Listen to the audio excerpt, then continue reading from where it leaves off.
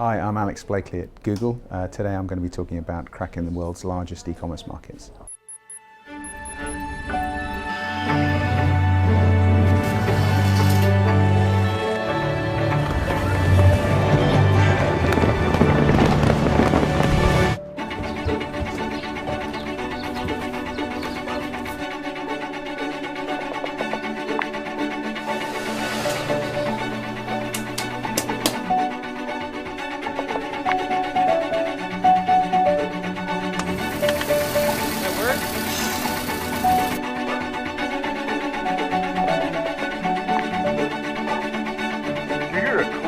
Grinding sound when you turn the key.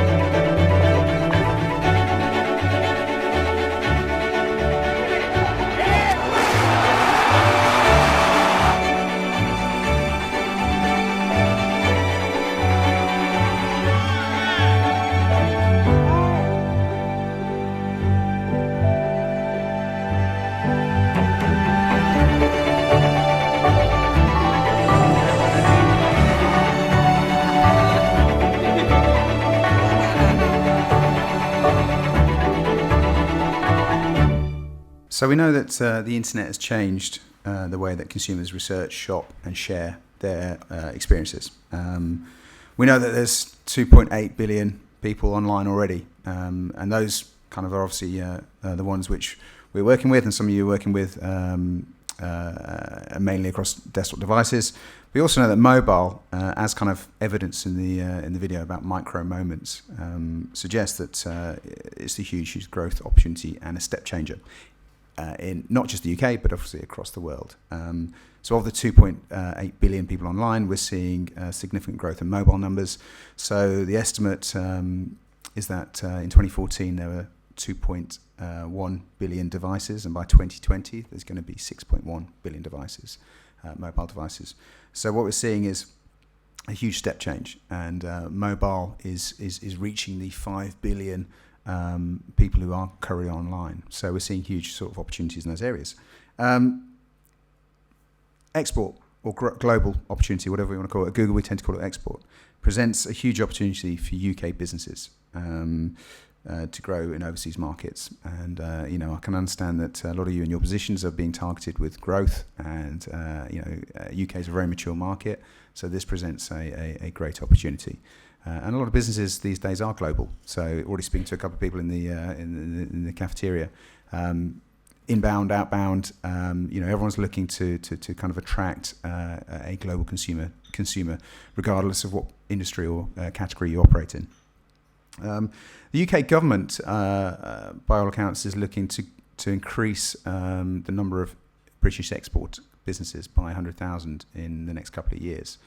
And we're already seeing, and as Tim alluded to, that the market for export in the UK is worth 43 billion. So we're a pretty advanced and mature market in this sense. And interestingly, what I'm going to talk about today is the sort of the top line research from a report which we did with OC&C called "Cracking the World's Largest E-commerce Markets." So I'm going to kind of go through the basis of this report, the findings, the suggestions it makes. And I'll in the next sort of 15 minutes. But Google have worked with OC&C for the last 3 years, and actually what's changed this year, or rather in this report, is that we've also included we're working with PayPal. So what we had before was some great market insight about sort of potential territories to target. But what PayPal have included here is some nice transactional data, so we were able to kind of give a fuller picture. So this piece of research took 6 months and was released in June. So hopefully it's news and to a lot of you, and also something which is actually quite practical. So let me kind of go through that. So this suggests that the four leading e-commerce markets identified in this report are US, China, Germany and UK. So it's not entirely different to kind of what Tim's figures suggested. And they'll double by 2018. So they'll be worth £645 billion sterling. to as a potential market by 2018. So an absolutely enormous area of growth. So those are the four, if you like, the three export markets we're going to the report concentrates on. And there's kind of and looking at again alluding to what Tim was saying, there's UK retailers in these markets have some great presence. They're either one or two in US, China, and Germany. So there's a lot to be said for being a UK business trying to attract global customers, and we'll kind of come down to why we think that is. And also, especially this is helped by the PayPal insight, which is that we know that global consumers for UK merchants are actually very, very valuable in terms of not just the amount that they're willing to pay, not the amount they're willing to do per transaction, but also the frequency in which they do it, and repeat visits for that particular retailer. So, the average PayPal transaction value is increased, is a big opportunity, and actually the other aspect, which is kind of repeat visitors, is actually growing.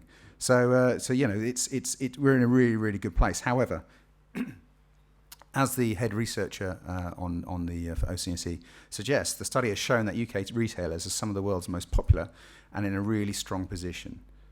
But however, the majority are only doing the basics adequately to serve foreign markets.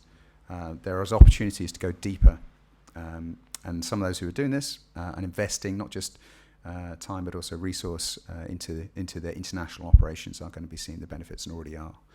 So I don't know how many of you feel that that's probably represents where you are in the journey of kind of looking at your hands up earlier, but hopefully if you're doing it well, please ignore this. But if you're not, I think this is kind of a current state. There's a big opportunity to play for. So what does the report talk about? So it kind of gives, if you like, 6 areas of opportunity and kind of insight and suggestions based on the insight from the research. So the engagement opportunity, so the winning essentials, the 6 factors of success, whatever you want to call them. Know your pull factors, focus to climb fast. So again, thinking about your product benefits, adapt for online ecosystems. And kind of we'll go into these in more depth. It's not just about there's by territory. You got to look at marketplaces and social platforms as well as obviously Google search. But again, these differ in terms of popularity by territories, as you wouldn't be surprised to know. And again, it's about understanding the barriers, potential barriers, and how you break those barriers.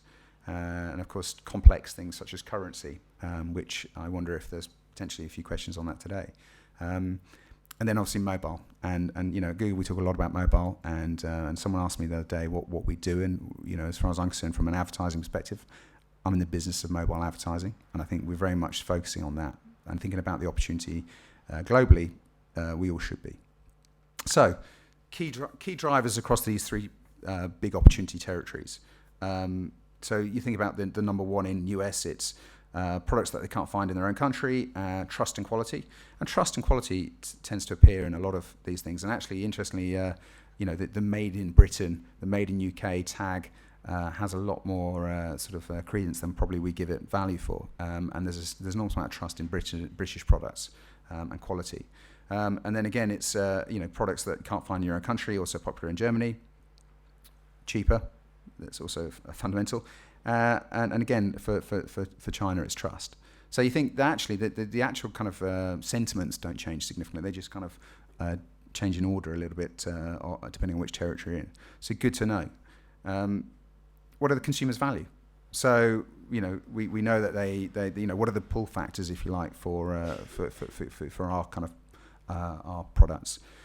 Well, it's products they can't find in their own country, cost, quality. The top 3, price, better product styles, authenticity, and I kind of guess it's kind of quicker to receive in terms of logistics. And again, logistics of this is a huge pull and potential barrier. So it's something to bear in mind. So again, this is for pull factors for consumers to buy from UK retailers. So it's well worth mentioning if you haven't got things like people don't know you're a British brand. It's worthwhile probably kind of having that on your site and your communications. So, and again, what is important when choosing to buy from a UK retailer? So, what kind of product offerings or key sort of attributes should you be exemplifying? And again, it's if everyone can see that, it's kind of things like unique product offering. Again, it's things to understand, kind of what trust and quality and these kind of key factors, which don't vary massively. But interestingly, what we have here is just kind of 2 or 4 examples, but I'm going to kind of focus on 2 who are doing a good job. So ASOS, slightly different, kind of give you 2 different sort of categories which operate in. So, they've kind of focused on 3 areas. And those 3 areas have delivered them success, whereas, for example, Bowden slightly tweaked it. So again, Bowden is a brand which we know is really high quality. That's actually something, that what you're buying when you buy Bowden, very stylish. So actually what they've done is they made sure that they kind of accentuated these product benefits. So again, it's understanding what suits your particular brand, what category you work in, and what you can actually deliver. And again, thinking about ecosystems. So, the third element of the 6 success factors are adapting to ecosystems. So what we see here is the marketplace and generalist and social network opportunities, and they differ. Unsurprisingly, the biggest difference is in China. So we look at the role of WeChat in any particular market for so in this particular market for kind of consideration, communication, and as much as I'd love to say there's obviously huge search opportunity, and Google are obviously doing whatever it can to support. There's other channels to work through. So it's kind of you've got to kind of anticipate the ecosystems. And again, we do have tools to help identify these particular opportunities, and I'll come on to that in a second. So potential barriers. It's security, privacy. I think returns is a huge one. These are for those who are already shopping cross border, and again, payment, foreign currency, those potential barriers. And for those who aren't shopping cross border, they tend to be the same things, but just in a slightly different order. And I think certainly kind of things like taxes is slightly different. So when you're buying abroad, you're not actually quite sure one, currency, but also what you're actually buying. Is there another surcharge to that? Is VAT included or not? And I think a lot of those things are actually quite confusing. So the more that the brands make an effort to kind of make clear the payment opportunities and what it's actually the final cost going to be is really important. As is known that it's you can easily return your goods. And I think talking to someone in the cafe before, it's about things about ASOS. The logistics of actually. The amount of returns they must have, we estimate to be like more than 40-50% probably. But so the ability to be able to buy something knowing that you're probably not going to actually want it and return it free of charge is really, really significant. And something that if you're not only in the UK, but if you're in a foreign market, it's probably something which you are is a serious consideration or potential barrier. So currency. Now this is really tricky because what the report suggests is that those operations who are in this sort of space thinking about currency and evolving their opportunity to match the currency markets, it probably requires someone who's, I'd say, pretty much full time. This area of the business suggests that certainly in China and Australia as an example here, that the amount of e-commerce transactions declines as the value of the dollar, for example, versus the British. The pound declines means that you will see less transactions. So I'm kind of understanding how this works in real time, and actually how you can then kind of, whatever reason Australia might be looking like less of a higher risk, is then how do you sort of look at other areas to try and increase that opportunity. So currency markets, as we know, are a huge potential barrier. It's also a huge pull, but it's a big risk area and something which actually, I guess, interestingly to see across the day, how many of you are actually kind of looking at this on a daily basis or even, kind of an hourly basis to understand how this is affecting your potential. And the other thing the report suggests is, what's really important here is because to be successful in these markets, you need to understand things like logistics and actually, there is an argument to suggest that someone who works in the international business should be on the board, because what you're talking about really does not only affect growth, but also the way in which your future opportunities logistics and that sort of back end operate. So you need to be able to kind of have someone perhaps in that position who can then kind of make make those sort of decisions about how to best operate. So we know that currency is a huge opportunity and a risk. And also that whilst we know that UK shoppers are embracing mobile, so if you look at 2013 versus 2015, not just the searches, but also the transactions. So mobile both have increased significantly in the UK, but actually they're increasing significantly in the US and Germany. Slightly behind, not quite as mature per head, if you like, in terms of mobile, but nevertheless, just in these three territories, and if you ignored these three territories, the territories that we kind of focus on, and think about the opportunities in areas where there's where there is no desktop, there's no, it's all going to be mobile. That's going to far out, the growth numbers there will far outperform these. So again, mobile, huge opportunity. So kind of getting towards the summary here, it's what kind of just thinking about this, the sort of success factors, the things we need to take into account when targeting those particular territories and how different they are. So USA, the suggestions are emphasize the proposition, particularly the British nature of your business. Social is important. To buy and price locally. Again, you can probably read these, but adapt adapt some of the features of your site to kind of take into account the market you're looking at. Germany, again, it's kind of a lot of these are cultural, but also the way in which how advanced they are in particular in digital marketing. But search in this market trumps social. And actually, learning to speak Dutch learn to speak German, and I don't know where that came from. Learn to speak German, and actually, using translate services is really important in this market. Whereas, what we're thinking about in China, for example, is clearly trust and authenticity, and making sure that your product offering, because again, the British trademark of quality is very important. But social is king in this market. So it's important to understand, thinking about the big opportunities and the kind of, if you like, the sort of nuances with each. And again, so I mean, kind of coming to the end, what we're trying to suggest, and I've got a case study to play out with. But what we would suggest, and hopefully what you're going to get for the remainder of the morning, is what we have now is the ability to use data rather than hunches to manage your international campaigns. And we have tools which are available in the public domain. Such as Consumer Barometer, Global Market Finder. But there's also tools which we have which are only exclusive to our agency partners, and the insight such as Vertical Trends, Global Market Evaluator, which you can only get through your agencies. So it's worthwhile thinking about looking at the data, understanding what you need to do to be able to then make these conscious decisions and manage the risk and the upside. And kind of finally, I just wanted to kind of play out an example of video from Matches Fashion, who used Export Well, which also happens to be an SEO client of Search Laboratory. So let me play this, and then if we have time for questions afterwards, if not, we'll go to the end. And let me.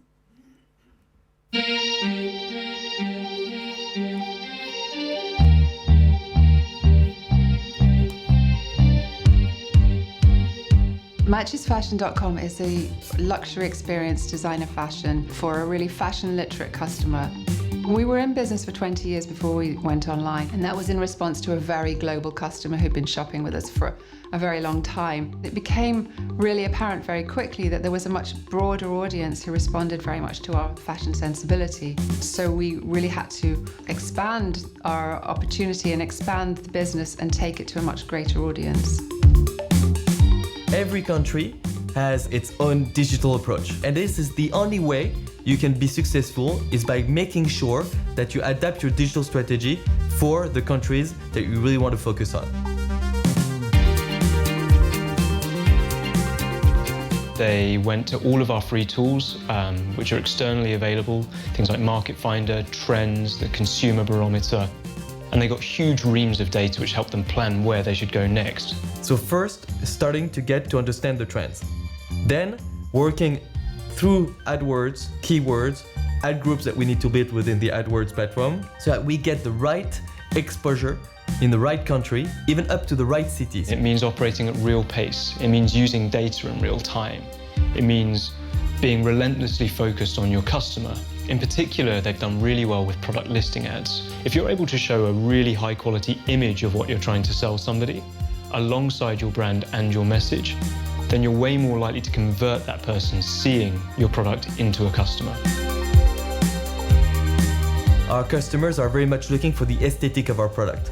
We are selling a luxury experience through the garments that we sell, the accessories, and also the content. Google Analytics in our digital strategy is an everyday use. We're looking at the behavior of customers, on which device do they use to connect, from which country they're actually connecting. So it's a day-to-day measurement tool for our business operators.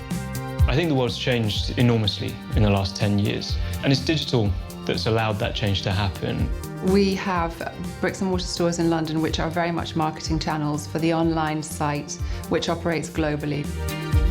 Our business today is very much international. We do more than 70% of our business outside of the UK. We are available in pretty much every country worldwide now, and we ship to the smallest islands in the Pacific. We ship everywhere.